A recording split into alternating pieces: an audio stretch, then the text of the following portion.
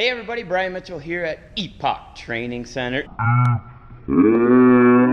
Today we're going to talk about supplements. Supplements is a bit of a hot topic, so I'm going to give you just a little bit of science and then we're going to talk about what to do and what not to do. But let me start by saying this. I'm going to drop a little knowledge bomb on you, a little science. If you are performing everything to your maximum capabilities, your training is on point, your nutrition is on point, your sleep is on point, and you get no stress, supplements can aid only 3 to 5%. And I think a lot of people don't realize that they're looking for this magical bullet that doesn't exist. 3 to 5%. And if you're an elite level athlete, that 3 to 5% can mean a lot, but most of you aren't. Let's be honest here. So what I'm going to do is I'm just going to tell you a little bit about what I take in the morning, and then you can decide what you want to do. Now, obviously, if you have a physician that's done some blood work on you and they're telling you that you're a little bit deficient in a certain vitamin, you need to listen to them. But this is just in very general terms. I'll tell you what I take.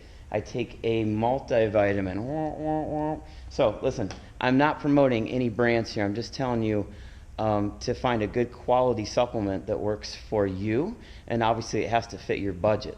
So I take a good multivitamin, and I really just look for something that's in a capsule form. I don't like the bonded form. I don't feel like that breaks down as easily. So I look for something in a good capsule form. I also take a fish oil because I don't eat enough fish. So that really helps me get my omegas in there. And then also, if you can't tell, I'm pasty white. I hardly ever get out in the sun, and I'm like SPF 1000 every time I walk outside. So I need to take some vitamin D. So that's for me, okay? You need to find what works for you. I find that those work really well. As far as caffeine goes, I do take caffeine.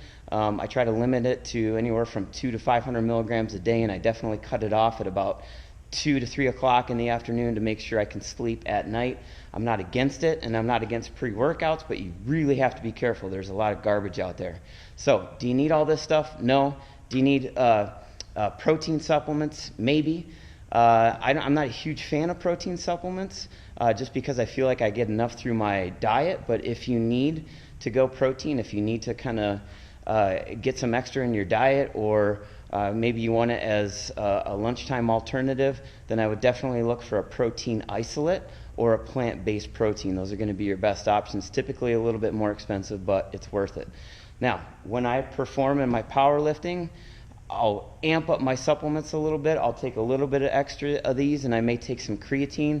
Creatine has been the most widely researched supplement out there, so we know that it's safe. And I feel comfortable telling you that if you want to try creatine, you can, but I definitely wouldn't think of it as a magical bullet. The problem that I see as a trainer is that too many of you out there, you know who you are. You're spending $100, $200, $300 on supplements.